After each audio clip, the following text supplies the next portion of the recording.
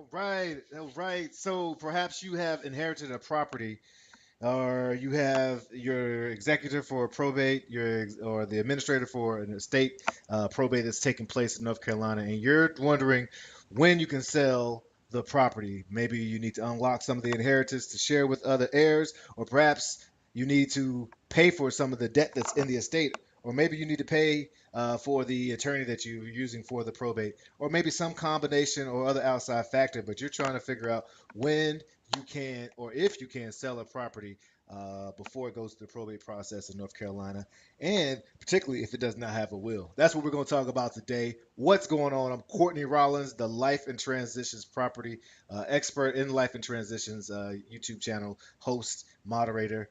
Facebook group is also a space where you can find us and see other folks who are committed to helping folks through the biggest transition in life, particularly solving problems and issues when it comes to real estate and helping people generate income and sometimes wealth with that. But the most important thing is solving those challenges and issues. So we're looking at today that big question: can you in North Carolina sell your property before it goes through the probate process? And I'm going to go ahead and let the cat out. Well, I'll start like I say at some point to almost all of my content. I am not an attorney, and I'm not giving financial legal advice. I'm just sharing my experience as a property cash buyer, as a probate specialist, and as someone who genuinely wants to help you succeed and help you solve the challenges that you may have.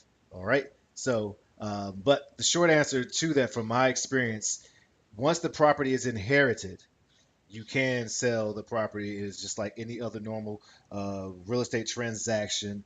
You just everyone who's the heir needs to sign off. That's the short answer. Now, again, consult an estate professional, particularly a real estate attorney and or a financial advisor, so you can know the implications that will come along with selling it. But yes, you can sell a house before it goes through probate in North Carolina. In fact, in most cases, property is not considered a probate asset in North Carolina, unless the will specifies that it has to be sold, or specifies that it can or needs to be sold to for different stipulations like paying off bills and all. But let's take a little deeper look and check it out. All right, so um,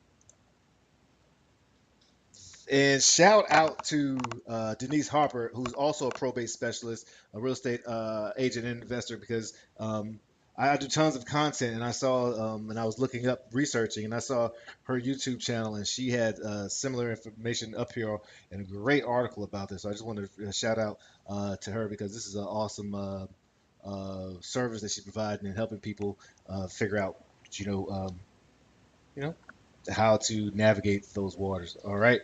And so let's just say if it is a property and there's will and it's already inherited, it's already going through the people, it's just like a normal real estate transaction for the most part. All the heirs need to sign off.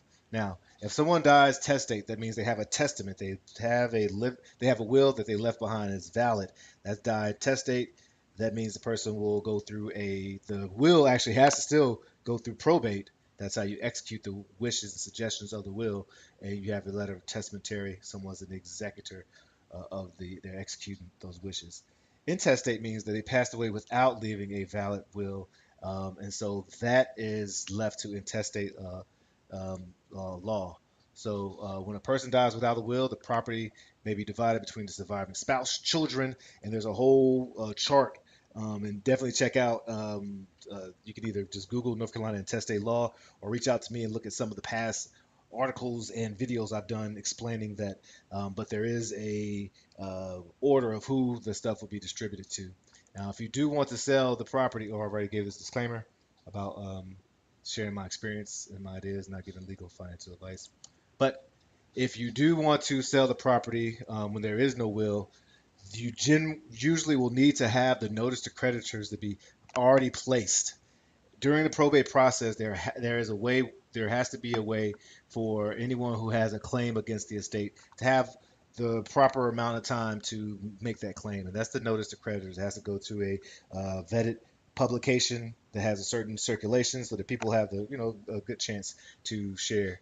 Um, but once you actually place that, it's run at least once. At least the closing attorneys I work with, it has to only run one time in the ad. Then if other things are on board, you can go ahead and sell the property. Um, It is now notice creditors does have to run for basically 4 months. It is it'll have to run for 4 consecutive weeks. That's 4 weeks in the paper, and then 3 months after that is when people have the opportunity um, to submit their claims. So it runs in the paper for 4 consecutive weeks. So that's a month, and then 90 days after, up to 90 days after that last um, posting is when creditors have the opportunity to share and state their claim. We'll go through all this. Air affidavit, renunciation of beneficiary, receipt of benefits, and transferring title as needed. So we talked about notice of creditors, getting it to the news publication. Um, you also will need to fill out some type of heir affidavit to show who is the heirs, and it could be something as simple as this. You can Google one, reach out to me, and I can send you one that you could fill in as a Word document, or but basically it's showing who's still alive, who has a right to the property, who's passed away, who had a right to the property, who are their children or their spouse, and you'll get this notarized so that it's and witnessed so that the closing attorney can show that, hey, this is the person who has the right to it, and these are the people who have the right to the property. Now, if there's anybody who does not want the proceeds from the sale or does not want to have to sign off on selling it, then you can have them submit a renunciation of beneficiary. That means that they state this is the asset that I have heirship to, and I'm saying I don't want it or I only want a portion of it or whatever the details are. You'll have that written up so that it's and again, I would recommend you have that notarized. Now, I don't know if it has to be notarized, but I'm sure it would need to be notarized, but at least witnessed so it can be validated, self-proving. Also, once it's sold, I highly recommend that if you are, well, once it's sold, you need to have people sign off that they received a portion of the benefits that was going to go to them, and make sure that's recorded and keep a record of that as well. Now, if it's a car or other things, you will need to have the title properly transferred over. If you're doing this if you're selling the property, then the closing attorney will take care of all of that. All right, so there it is. If you need any support with state services or any type of services that are related to probate or estates or really any transitions in life, definitely reach out to me at 919-341-1992 or Courtney at estateproservice.com. And I would love to support you, love to help you out.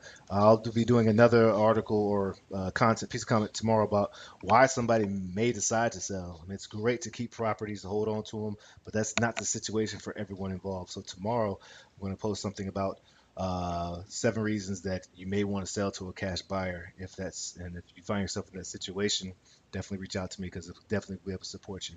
All right. Would love for you to hit the like. Would love for you to hit the subscribe. Share any suggestions or any content you would like me to cover, and we'll make sure to do our best to do so. This is the Life in Transitions Experts YouTube channel and podcast and Facebook group.